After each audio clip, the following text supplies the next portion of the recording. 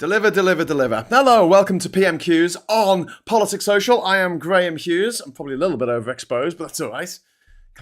You can't get put in jail for overexposing yourself, can you? Okay, should we head over to the House of Parliament? Oh, that's the wrong one. That's a sleazy quiz. Not a sleazy quiz in a while, have we? We should do that again, shouldn't we? That Nigel Farage creep. Hello to Billy and Anne and Diz in the chat. Okay. I'd like to welcome in the gallery the Speaker of Bahrain and his delegation. Speaker of Bahrain? We now come to Prime Minister's questions. Clive Ethel. I said the other day when it starts to rain. Prime Minister. Thank you, Mr. Speaker. Today we're investing £15.6 billion in transport infrastructure of the North and of the Midlands. If you'd like to join the chat, just hit the subscribe button. We're turning the page on a failed economic model of low investment, and we're backing the talent and prospects of the whole country. And over coming weeks, we'll set out plans for further investment and renewal. Mr. Speaker, our strategic defence review shows this government will never gamble with our national security. Through the biggest sustained increase since the Cold War, we will transform our defence, strengthen our nation, and invest in jobs and industry across the United Kingdom. Mr. Speaker, this morning I had meetings with ministerial colleagues and others. In addition to my duties in this House, I shall have further such meetings later today. Clive Ethel. Mr. Speaker, we all remember the glorious summer in 2012 when the world's greatest athletes came to London to compete in the Olympics and the Paralympics. It showcased Britain at its best, not just in track and field, but also as a country that can host major cultural and sporting events. My right honourable friend has been written to by over 200 of our top athletes. I'm already bored, says Some of them Tombo. are members Sorry of about that. Cambridge Harriers that meets in Come on, my Cambridge Harriers? constituency. Cambridge Harriers, man. How can you calling be bored? for the government to support the bid for the 2029 World Athletics Championships to take place in London. Bloody hell, I'm already bored. If successful, it will lift the whole nation. If successful, it will lift the whole on, ask nation. the question. It will inspire a generation of new athletes. It will showcase Britain on a world stage. Put £400 million into our economy. What's not to like? Oh my God! Is that the question? What's not to... I thank my honourable friend. One of the greatest achievements of the last Labour government was that 2012 Olympics in London, and we all remember it. Tories are trying to claim credit for that. Can I pay tribute? Not with you. Oh, thanks, Tombo. Extraordinary contribution of Tessa Jowell. Tessa Jowell. Tessa Jowell. Huge economic benefits of hosting major sporting events, get on with it. As well as an important legacy. Oh, Jesus Christ. 4 minutes in, nothing's been said. The opposition. Kemi Badenoch. Here we go. She's rubbish at this. She's so bad. Enoch. Mr. Speaker, 3 weeks ago, the winter fuel policy was set in stone. 2 weeks ago, the Prime Minister U-turned. What's it? Today, the Chancellor is rushing her plans because she just realised when winter is. So on behalf of the pensioners who want to know, can the Prime Minister be clear with us here and now? How many of the 10 million people who lost their winter fuel payments will get it back? Prime Minister. Well, I'm glad to see she's catching up with what happened 2 weeks ago. Mr. Speaker. Ooh, okay. Yep. Mr. Speaker, at the budget, we took the right decision to stabilise the economy. Can't argue with that. Because of the £22 billion black hole that. Oh, he's mentioned the £22 billion black hole. Black hole. The interest rates have been cut, and we got 3 trade deals. So we will look again, as I said 2 weeks ago, at the eligibility for winter fuel, and of course we'll set out how we pay for it. But because we've stabilised the economy, Mr. Speaker, we on this side are committed to the triple lock. And that increased pensions by over £400 this April. On their side, they say the triple lock is unsustainable, and I think her position is she wants to means test it. Mr. Speaker, the Prime Minister clearly has selective amnesia. I asked him 3 questions about the winter fuel payments 2 weeks ago, and he was floundering. The fact is, he hasn't answered the question I asked him. He hasn't answered the question I asked him. He can't tell us who will get the payments. All we see is U-turn after U-turn. His head must be spinning. Will he apologise now for taking the payments away in the first place, including to his own backbenchers? And can he tell us how he's going to pay for this? Well, Mr. Speaker, we took the right decisions at the budget because we needed to stabilise the economy. She needs to apologise for the fact that they left the economy in a terrible state. Was it a 22 billion black hole? Budget which blew up the economy, and we were left with a 22 billion pound black hole. Hey, he said it again. Woo! She should apologise for that. Didn't answer the question though, did you? Mr. Speaker, the OBR has said there was no such black hole. He's just given away £30 billion for the Chagos Island. That's his black hole. He hasn't stabilised the economy. Borrowing prices are higher now than any time in the last Parliament. He has not stabilised the economy. He has no clear answers on what he's doing. It's just chaos, chaos, chaos. He keeps making announcements with no detail. So let's move to another area of confusion. Okay. Can we get a simple answer? Will the government keep the two-child benefit cap?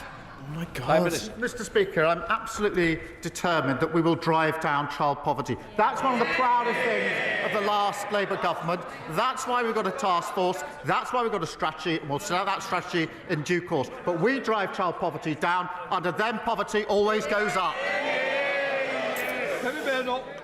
I didn't ask him about a task force. I asked him if he will keep the two-child benefit cap, and he doesn't know. It's just chaos and uncertainty. He has no details. He is briefing something and causing a lot of confusion to the people out there.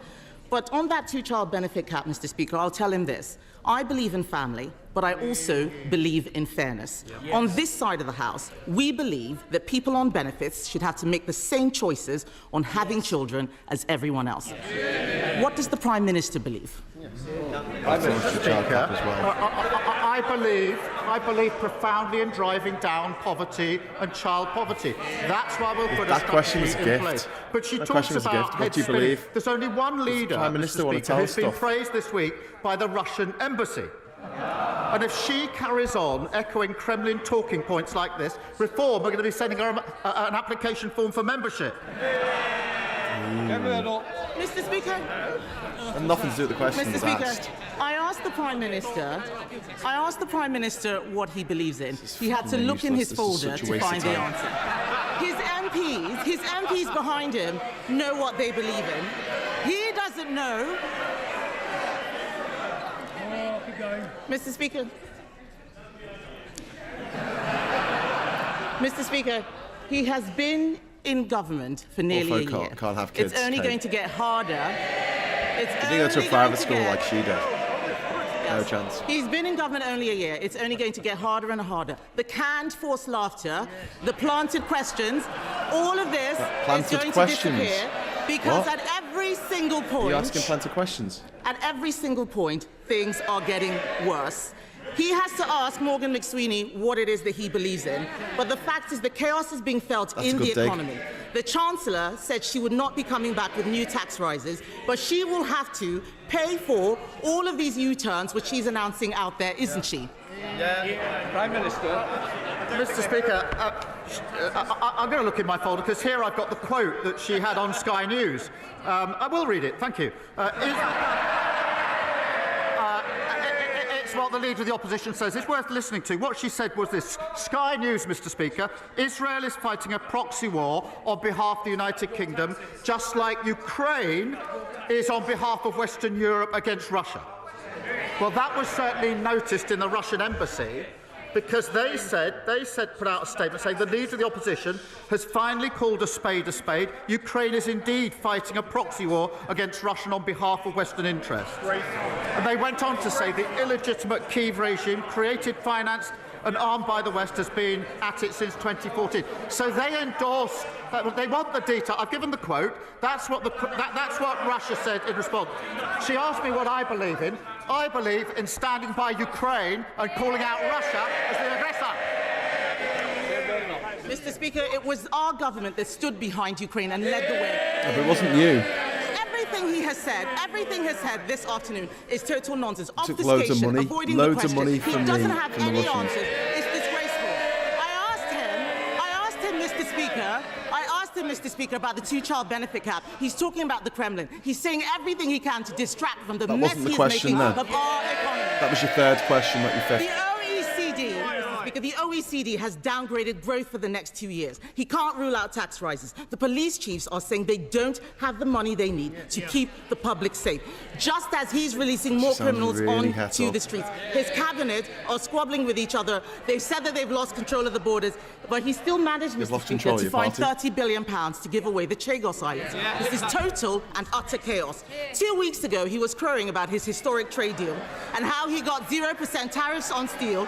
Now the steel industry will face 25% tariffs unless he does exactly what President Trump tells him to. It is chaos, You're the one chaos, congratulating chaos. And Trump isn't the when he root won, of the chaos, you Mr. lunatic. Speaker, that it is about this Prime Minister, his decisions and his judgment? That made no sense. Where was the question in that? Where was the question in that? The only advice, Mr. Speaker... Where was the question in that? She gets up on a Wednesday morning, scrolls through social media, never does any of it. We're the only country in the world that isn't paying the 50% tax on steel.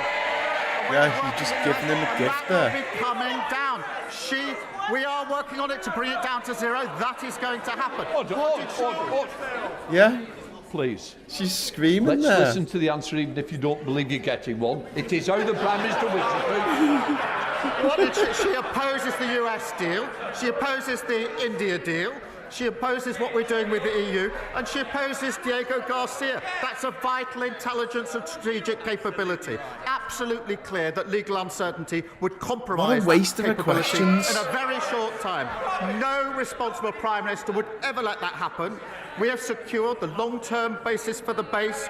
That has been welcomed by Mr. Speaker, welcomed by the US, He's not that NATO, good at this. Australia, New Zealand, But she's so India. bad, she They're makes our him look good. allies. It's been opposed by our adversaries, Russia, China and Iran. And into that column we have reform, presumably following Putin, and the Tories following reform. There's a dig there, wasn't there? Well, that was quite feisty, wasn't it? Anyone who saw the 6-year-old girl God, fleeing Farage the is there. flaming shelter where her family were killed by an Israeli airstrike will carry those horrific images with them forever. These are very dark days, and Gaza is a stain on the soul of humanity, and it is a further shame that there is more moral clarity coming from Ms. Rachel on YouTube than there is from many world leaders who are complicit in silence. The Prime Minister said this week that Britain must be ready for war, and I ask, after tens of thousands of deaths, after a generation of Gazans stunted by hunger and trauma, when will it be ready for peace? When will it help to stop this genocide? When will it hold the Israeli government to account? And when will it recognise the State of Palestine? Well, Mr. Speaker, I'm grateful to her for raising this, and she's absolutely right to describe this as dark days. And Israel's recent action is appalling and, in my view, counterproductive and intolerable.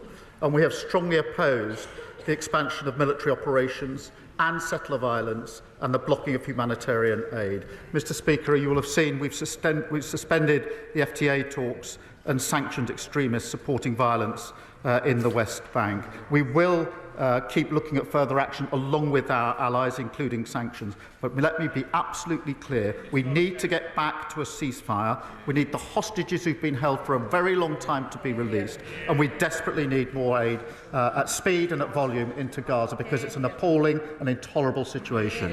Leader of the Liberal Democrats, Sir Ed Davey. Before we come to Ed, I just want to explain this. So that's the SDLP. That's the Labour Party in Northern Ireland. They're like the sister party of Labour in Northern Ireland. Labour don't field candidates against them. So that was a friendly question.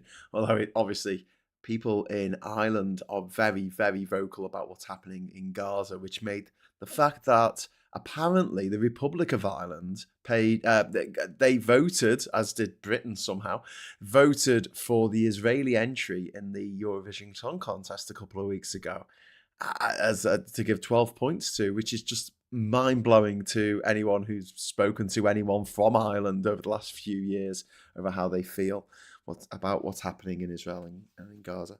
Anyway, back to Ed Davey.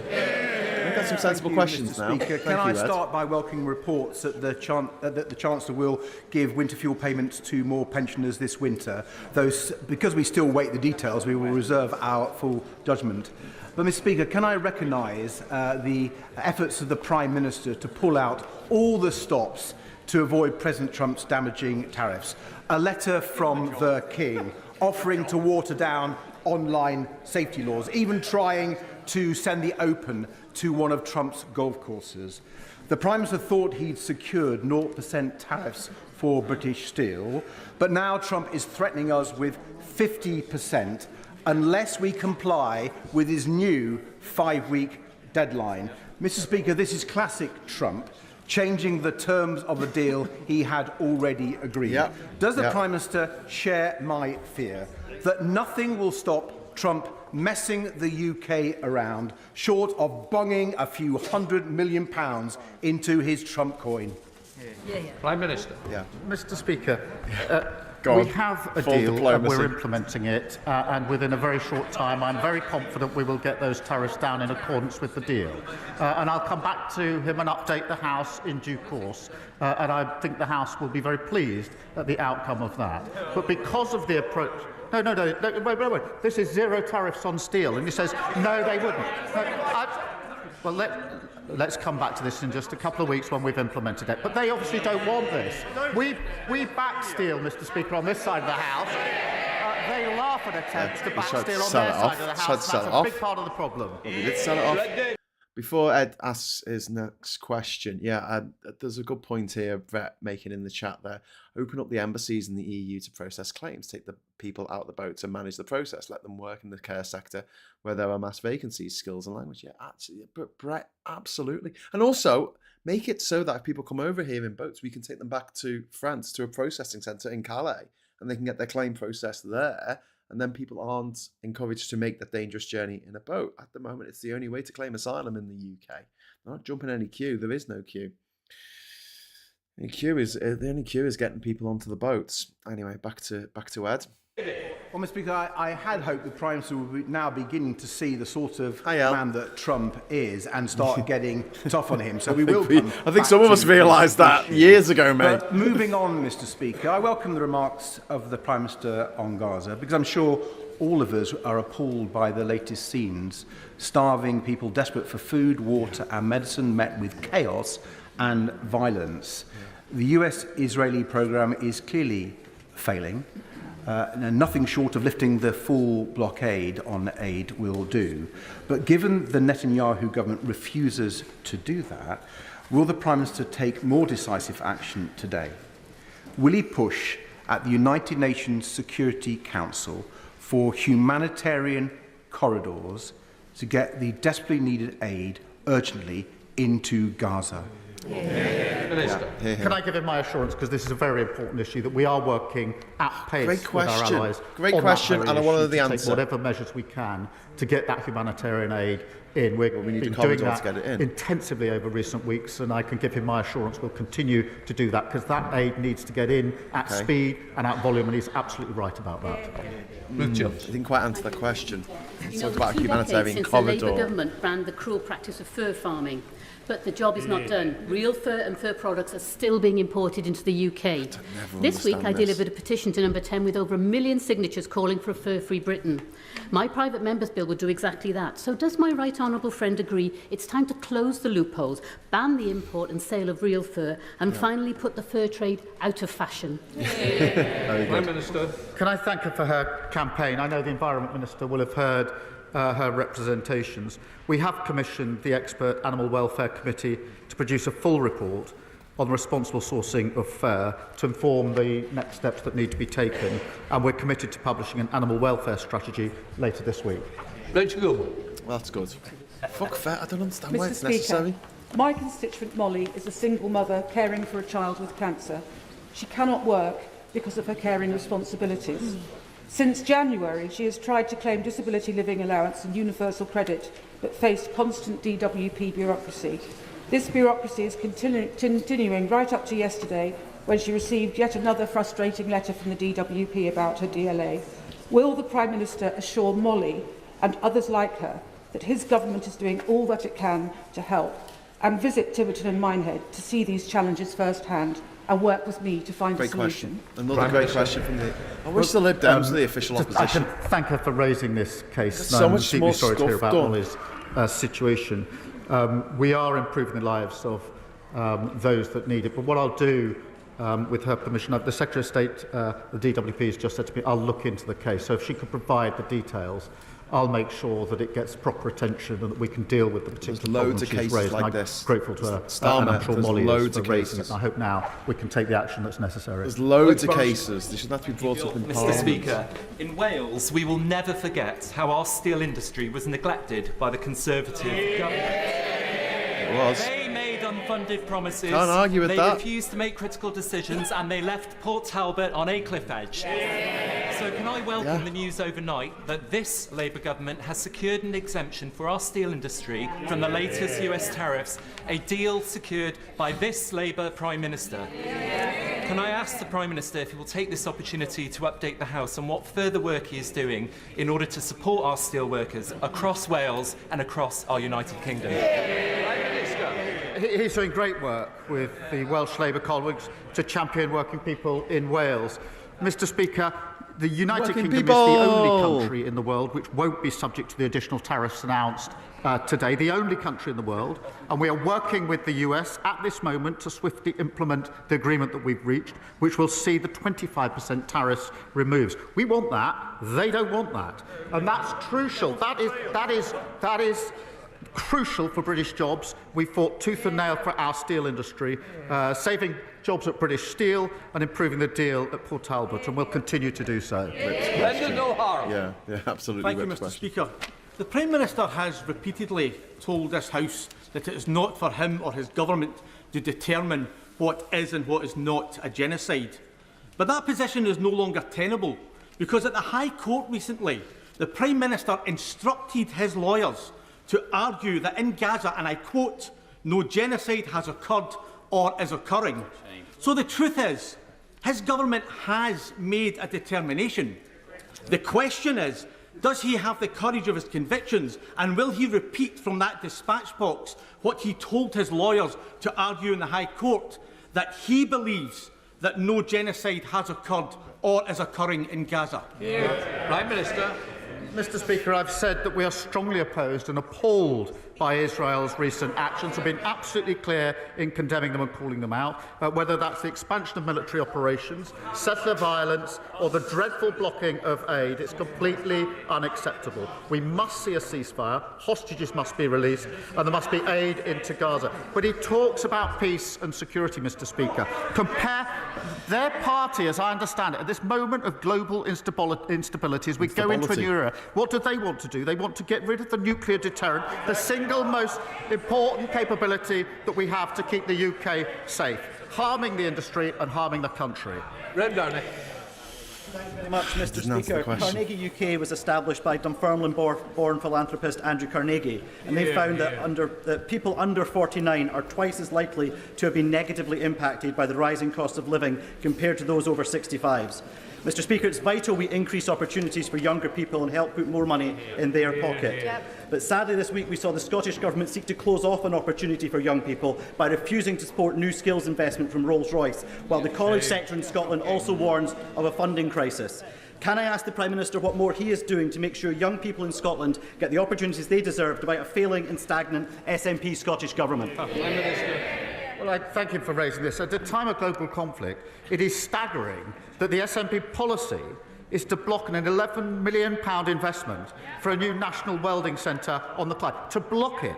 I was there, Mr. Speaker, earlier this week. I saw the huge potential for apprenticeships, for job opportunities and for young people. I support it, they block it.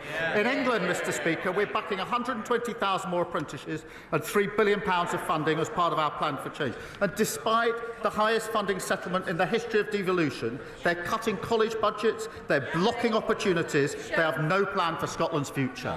Sir Poachin.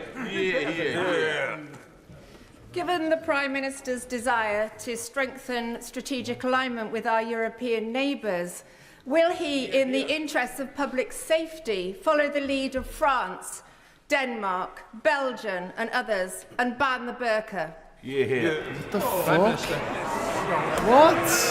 What the fuck are these fucking nutters on? My first question. This is their first question. This is their first question that she stood up in the British Parliament And she said, I want to ban this thing that other people from another religion do. That's her first question. Populist scum. She won by like 6 votes.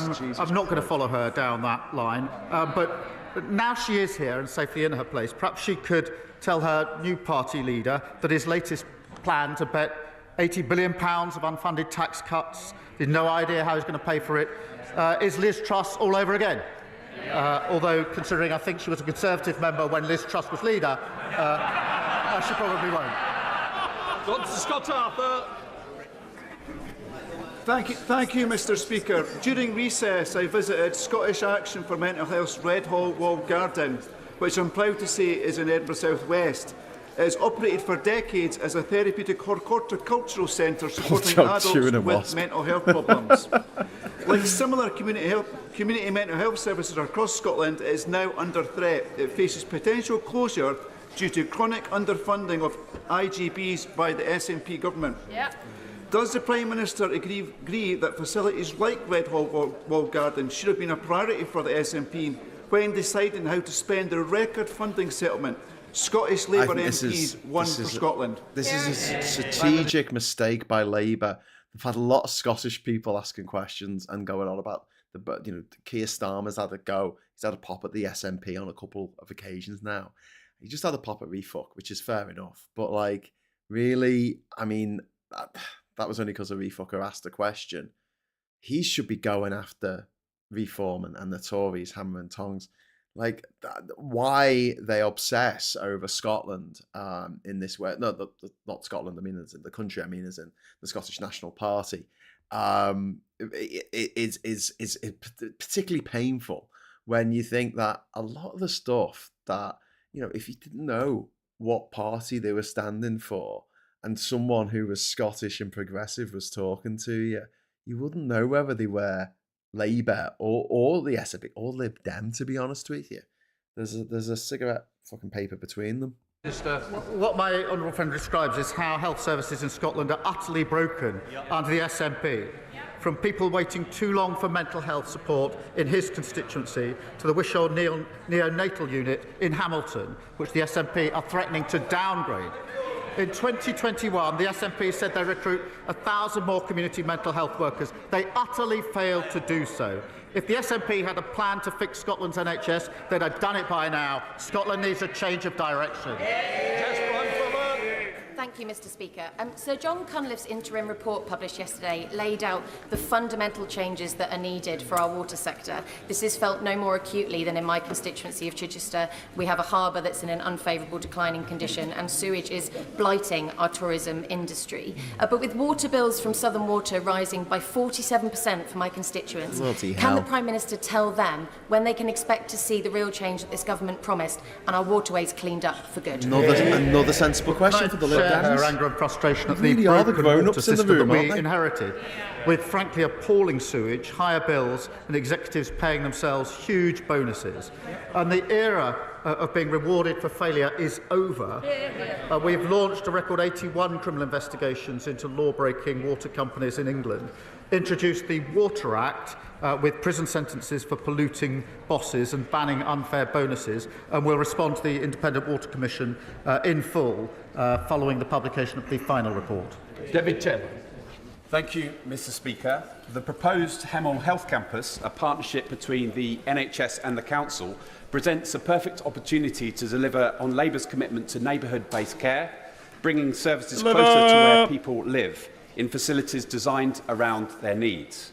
It can also help to regenerate our town centre.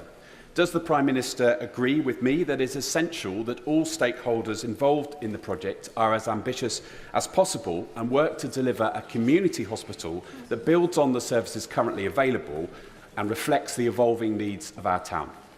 Prime Minister. Well, can I pay tribute to how he's bringing people together to deliver better care in the community that meets the needs of his constituents?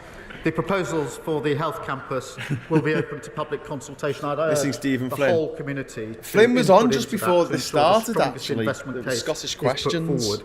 I'm pleased that waiting lists in his local trust have fallen by a fifth giving it since his all. March 24 because of the investment that we've put into the NHS, which of course was opposed by the parties opposite.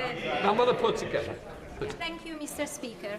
Over the past few months, I've been meeting with care providers in my constituency of Stratford-on-Avon who deliver essential and expert care to some of my most vulnerable constituents. But like so many small businesses, they're under huge financial pressures, and the hike in national insurance is yet another burden many can't afford. Yep. I welcome the government part U-turn on winter fuel payment cuts following pressure from these Liberal Democrat benches.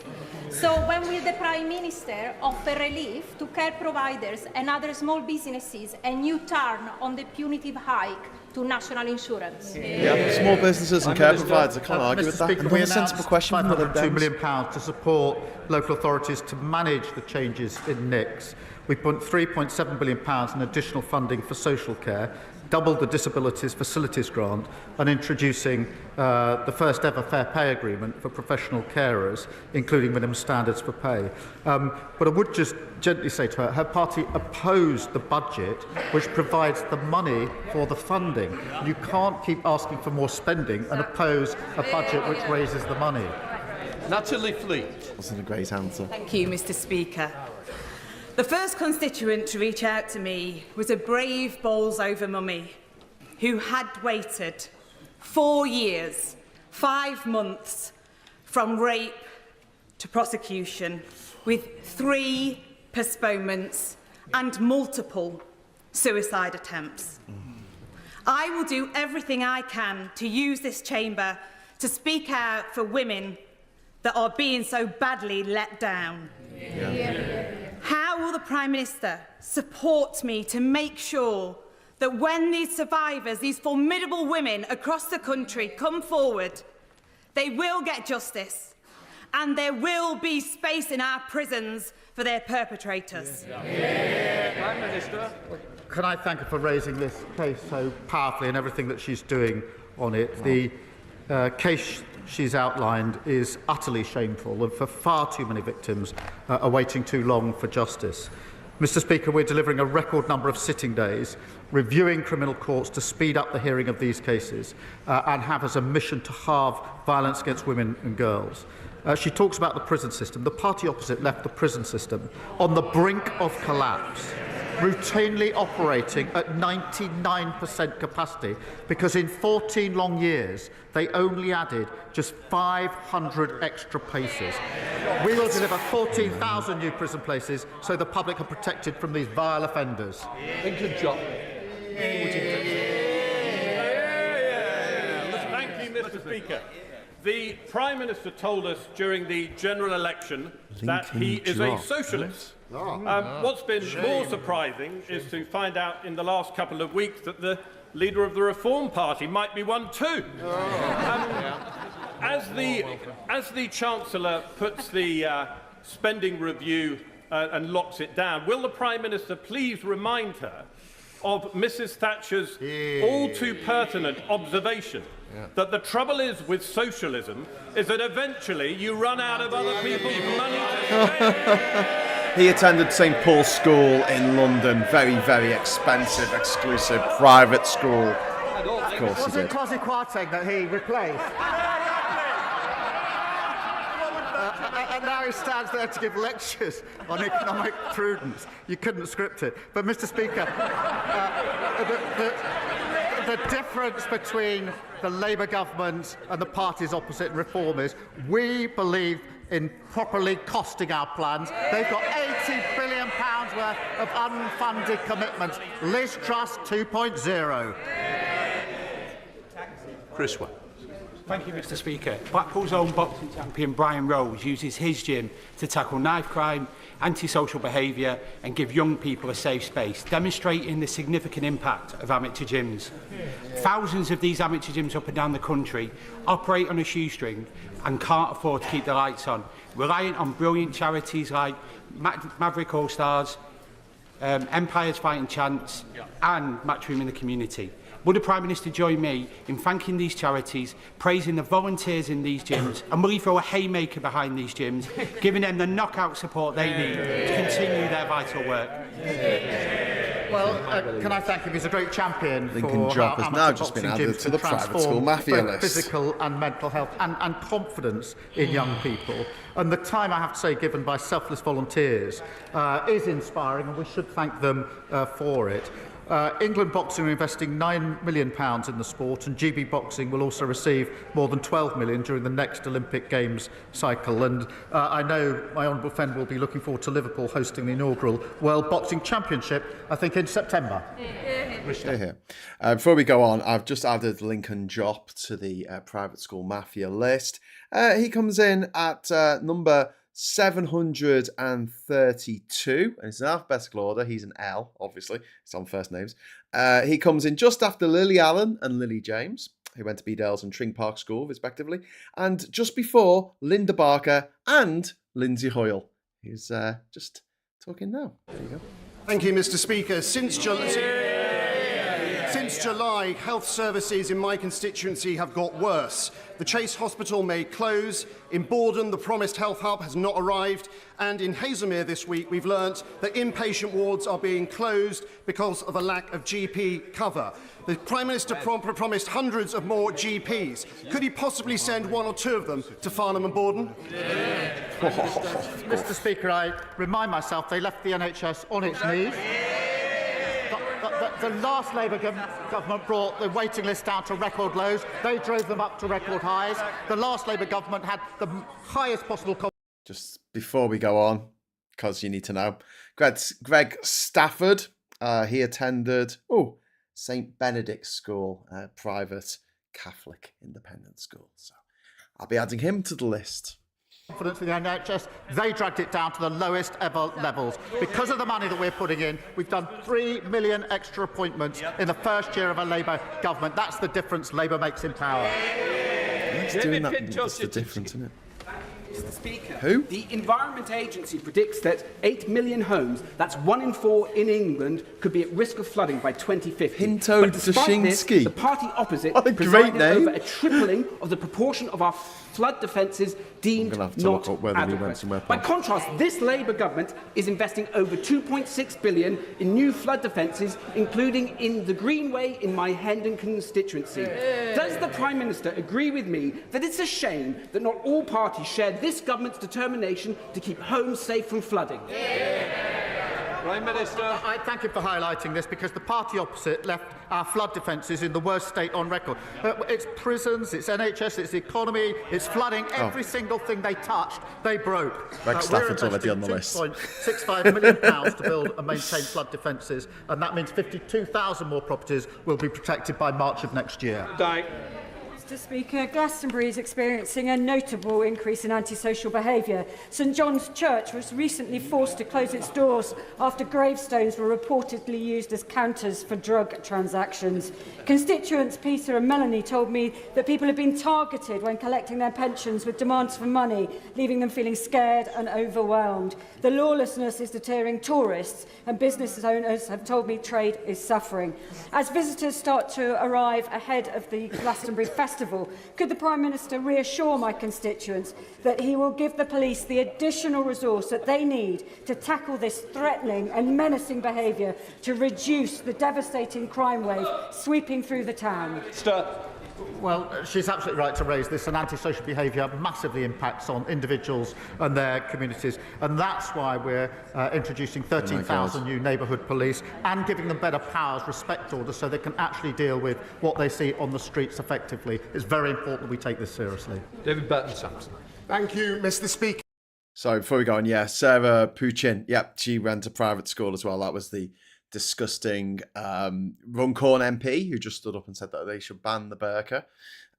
She went to the Haberdashers Monmouth School for Girls. Nice work if you can get it, eh? Wouldn't you like to be in a position of power in the public eye? Did you go to private school? You're shit out of luck. This time last year, Southend United Football Club almost went bankrupt thanks to the mismanagement by the former owner. But on Sunday, they made it to Wembley for the National League playoff finals. And despite being beaten by Oldham Athletic in the 11th hour, it was like the phoenix rising from the flames to see them on the pitch. So will the Prime Minister join me in congratulating Southend United on their Got bigger fish to fry, my friend. recovery, and give me an assurance that the government's doing all they can to make sure that no club ever has to go through what our club went through?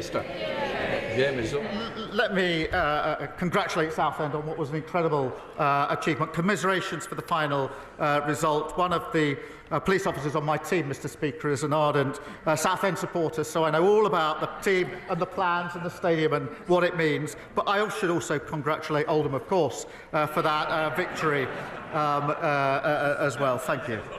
Right, final question, Sir David Davis. Oh, God. Thank you, Mr. Speaker. In Part 1999, of the private school Prime mafia. Minister produced a book on miscarriage of justice, recommending ways of preventing them or quickly putting them right. But in 2014, people who had been wrongly imprisoned and then exonerated were only allowed compensation if they could prove their innocence beyond reasonable doubt. This ignored the decision of the court exonerating them, and actually meant that 93% of people who had been wrongfully imprisoned, often had their lives destroyed, got no compensation whatsoever. This is an institutional miscarriage of justice. Will he instruct the Department of Justice to review this matter and pay personal attention to actually getting this travesty of justice resolved? Prime Minister. Well, he raises a really important issue that I'm obviously aware of. It is right that victims of miscarriage Squinty can old apply man for corner. compensation and appropriately do so, and I'll take away what he says and have it looked at. Right, with that completes Prime Minister's questions. Let the front bench change over. Bye, let's change over. No point of order this week to remind everyone that a UKIP politician has died or something like what happened 2 weeks ago. Richard Tice got on his feet. It was really weird. He's like, I'd just like to draw attention to the fact that this former UKIP politician has died. Okay. That was a good question at the end there about justice and the wheels of justice being very slow to turn, especially under the Tories who didn't want to pay for anything.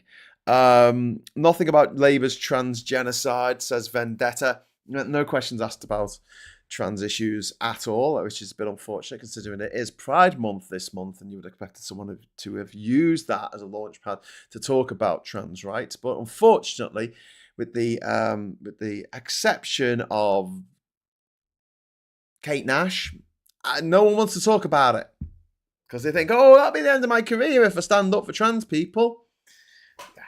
Unfortunately, the people who get very vexed about the daftest of things, like the colour of their fucking passport, or how many pride flags are being flown outside the town hall during Pride Month, those same people are the people who don't really care about what trans people are going through at the moment in this country. A witch hunt led by none other than the Queen of Witches herself, wizards, J.K. Rowling, who's pledged to spend all of her money, all of it. She's going to give it all away to charity, to, kids who are starving in Sudan, to children who have lost their parents in Ukraine, to kids who need medical attention in Gaza. Only joking, though. She's going to spend it all on anti-trans groups, transphobic groups, because that's what you do when you're the richest author in the world. You just spend all your money on being horrible. Anyway, so let's recap that. So again, as I pointed out during the show, during the episode, Starmer's not great at this. He's very wooden. He's very monotone. When the Labour MP asked the question about men accused of sexual assault and the victims having to wait years and years for justice, a fantastic question, asked incredibly emotionally and emotively. And his response was fine. but it did sound like he was reading off an auto cue. There were no dynamics in his speech. He doesn't get excited. He doesn't get sad. He doesn't get happy. His tone never changes. It just sounds like droning AI kind of talk. And so you'll think, he's not very good at this. He's not very good standing up, answering the questions in a witty, forthright, interesting, emotive way. Okay, he's not very good at that.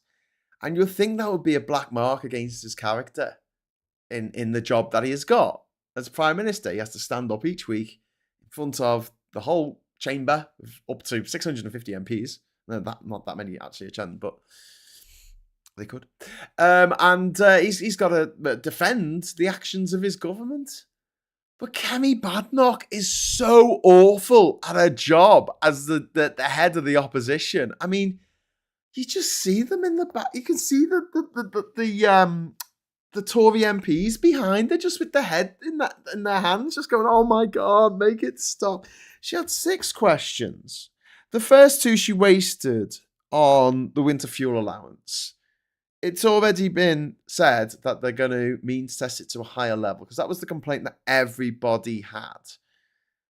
There weren't that many people saying that people should be allowed to apply for the winter fuel allowance if they're a millionaire who lives in Thailand, where they don't have winter.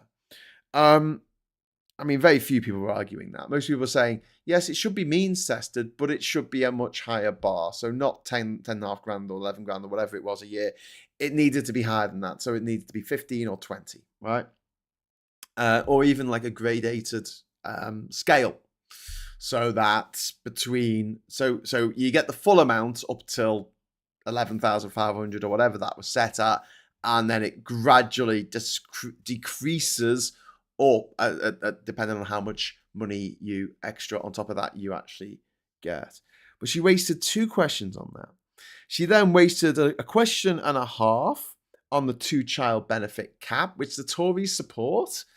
So it's a bit of a weird question to ask. Like, why bring that up when it's something that the Tories want to keep in place because they see it as a punishment to the poor, that they shouldn't be able to have children, at the same time whinging about people not having children, which is a weird thing to me. Starmer was evasive. He didn't really answer the question. I think they're going to get rid of the 2-child benefit cap possibly in the autumn, but we'll see. But she wasted 2 questions on that. The second of that, I said 1.5, because the second half of that second question, she moved it to ask, what do you believe in?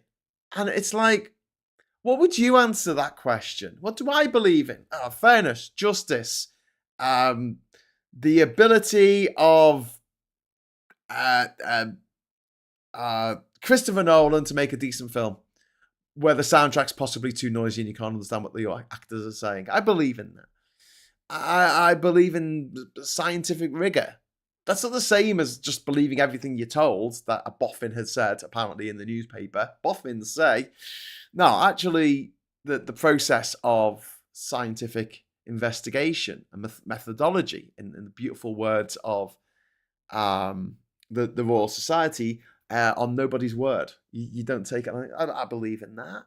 I believe in a thing called love. There's lots of things I believe in. I believe in life after love. I believe, look, there's loads of things, right? And it's just a daft, nebulous question, okay?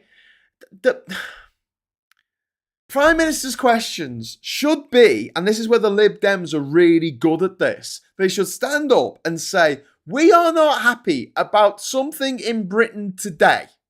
This is what we're not happy about. We're not happy about potholes, right? What is the Prime Minister going to do about potholes? And then the Prime Minister stands up and says, well, we're looking into this. We've made a pothole task force to go after the potholes. And, you know, we're going to be tough on potholes and the causes of potholes or whatever the Prime Minister wants to say. So at least then we have some idea of what the government's plans are for potholes, right? That's the idea of Prime Minister's questions. But no, she asks, what do you believe? You know, like Indiana Jones. The quest for the Grail. I mean, come on. What a stupid, nebulous question that doesn't move our politics forward at all. So then the fifth question wasn't really a question. It was more of a statement. It was like, oh, you're going to do this and you're going to do that, and Reeves is going to have to put taxes on. I didn't even get what the question was in that one. And then the sixth one was the maddest one of all, because Keir Starmer has been handed a big win this week. Relatively, it's fucked. But, you know, in terms of the rest of the world, it is a win for the UK. What is the win? The win is that Mad Trump, the Cheeto Benito, in the White House, has put tariffs on steel and aluminium up to 50% for every country in the world, except for the United Kingdom, where it's staying at 25%, and in the next couple of weeks, we're hoping that will go down to 0%. They've made an exception because Starmer knows what he's doing in terms of foreign diplomacy. He's managed to keep the mad dog Trump on side. Like, you know, sometimes when you see in a movie, there's a dog, you know, an Alsatian or something, or a bull mastiff, like, I'm really angry, slobber everywhere. And you know, one of the characters walks up to this dog who looks like he's going to rip them all apart and goes, good doggy. And the dog goes, oh, and they think they're friends, and the dog's playing with them. You're like, oh, well, they calmed down that vicious dog and allowed the team to enter the facility or whatever it was they were doing in the movie. That's essentially what Starmer's done. So what she did with her sixth question by bringing up the fact that our steel tariffs didn't go up to 50%, it's like going, hey, wasn't that a relatively good thing that you did this week? And Starmer stood up and went, yeah. And this gets to the actual heart of the issue here. And why I love Kemi Badenoch. I absolutely fucking love her because she's so fucking useless. Like, she is so shit at that job. I mean, she's almost worse at being the leader of the opposition than Truss was at being Prime Minister. That's how bad she is. She just absolutely sucks the big one at that job. And then we had Sir Ed Davey get on his feet and he asked a couple of really good questions, one of which was about Trump and his lies. And obviously, Starmer in full-on diplomatic mode can't say, yeah, he's a lying piece of shit, like we can on this channel. Hurrah!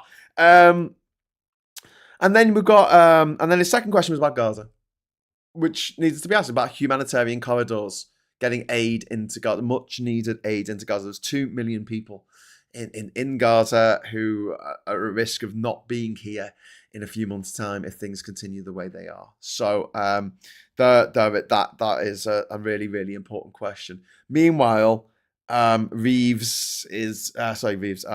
Badenoch is asking, what do you believe? It's time to ask yourself, Indiana, what do you believe? What the fuck? I believe. That's just lazy writing. That's what I believe.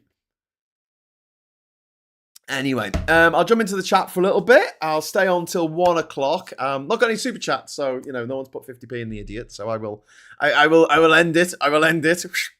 Bang on 1 o'clock. But I will be back this evening, with wonderful Rachel. We'll be jumping down the rabbit hole together, and this week we're going to be talking about remakes and sequels. Yeah, sequels that were better than the original, remakes that were better than the original. So get your thinking caps on, and let's have a little bit of banter in the chat about what we think. We're going to have our Anything But Politics show at 6 o'clock tonight, so please join us for that. Captain Coconut, Trump can renege on the deal tomorrow because Trump. Yep. Gallifreyan Wren, I believe that I believe in the cheese and ham toasty. I'm going to make it a bit. Ooh, that sounds good. I had the cheese toasty before I came on. It was cheese on toast, right? And I used to grill it, right? And this is how hectic my life has become. I don't have the time to grill my cheese on toast anymore. I have to put it in the fucking microwave. And you know what? The first couple of times I did it, it was a bit fucked, right? I've got to admit. But I've kind of got it down to an art now. And what the trick is to make sure that the the toast. So toast it first, then put the cheese on, then put the chorizo or whatever marmalade. No, marmalade. Marmite. Actually, let's save the Marmite till after it comes out. When it's melted, it's easier to put on. Anyway, so I put it into the. You just gotta lift it. You gotta try and find a way to lift it off the plate a little bit, so it doesn't get all wet underneath. Because otherwise, you're gonna get a soggy bit of toast, which you don't want. You want a crunchy bit of toast. So just in the microwave, keep an eye on it. Keep an eye on it. As soon as that cheese is melted, put it out. Put it out. You don't want soggy cheese on toast. Cheese on toast with Worcester sauce. Yes! Oh, Chip. Now you're speaking my language. Cheese on toast with Marmite. Yes. Cheese on toast with Worcester sauce. Absolutely. Chorizo. What's that stuff called they put on pizza? Pepperoni. Graham, that's disgusting. I'm sorry. I just don't have the time to put it under the grill. Don't have the time. Plus the heating bill. Jesus Christ. The electricity bill. Whee! It's a bit too much. Sorry, I've got off completely off topic here. We're talking about the good, the bad, and the ugly. I'm making cheese toasties. But there you go. The things I believe in. The good, the bad, and the ugly being a superior sequel to a remake. There you go. It's the ultimate. An illegal remake at that. From the fistful of dollars for a few dollars more. And the good, the bad, and the ugly. I will make a little pizza with tomato base. I like doing that. I like making portmanteau pizza. You make a little tomato puree, spread that instead of butter, and then you put the cheese on it, and then you put the pepperoni on top. Throw it in the microwave. Sorry, I know I shouldn't. If I had more time, put them in the grill where they belong. Yes, you're absolutely right. I'm a terrible person. Daz says, I will have to sorry, Saz, not Daz. Sorry, Saz, I called you Daz. Don't know why. We'll have to watch The Rabbit Hole on catch-up, unfortunately. Oh, but we'll enjoy it. Saz, okay, well, we'll be glad to see you in the future. We're all interested in the future, for it is where we will live the rest of our lives. Plan 9 from outer space. Yeah, there you go. Deep dive into the random quotes. So all in all, I'm going to give marks. I'm going to give Starmer a solid 6 out of 10 for that performance. I don't think he's ever going to get more than 6 off me because he's just a bit too drony. He does just talk in this monotone, drony voice. Yes, we're looking into that. The government will look into the quango of the tango of the. We are concerned about this, and 22 years of 17 billion black holes, and it's just we're working for working people and blah blah blah blah blah delivering. So he's never going to get. I'm going to give Kemi Badenoch a nice healthy 0 out of 10. Nil point for her performance because it absolutely sucked. Just going to go to the telephone vote now. Yeah, telephone vote is in. Nil point from every country in the world. Thought that was an absolutely horrific performance. And please stay in your job. Please stay in your job, Kemi Badenoch, because I thought that last year that the general election of 2024 could be the end of the Tory party, but no, I think now it might be Kemi Badenoch might be the end of the Tory party, the last Tory leader. Anyway, Starmer, the political microwave cheese toasty, yeah. Gallifreyan Man says, "Oh, keep that voice up, Graham. I might be able to get a nap in." Joanna says, Graham, if you don't want to use the grill, the oven, etc., perhaps you could get yourself an air fryer, lower energy use. Personally, I hate air fryers as they're just mini convection ovens. They are, we've got one. We've got an air fryer, but I can't really do cheese on toast in it because I can't fit toast in. We make our own bread because we're so middle class. It's like the fucking good life in this house. So we make our own bread so it doesn't fit in the air fryer. But yeah, I suppose I could try it. I'm going to cut off the crust and stick it in the air fryer. But then I've got to clean the air fryer and can be arsed. Can you be arsed cleaning the air fryer? They're the big drawer things. And there's nowhere to put them on the draining board. And you can't put them in the washing machine, can you? The dishwasher even.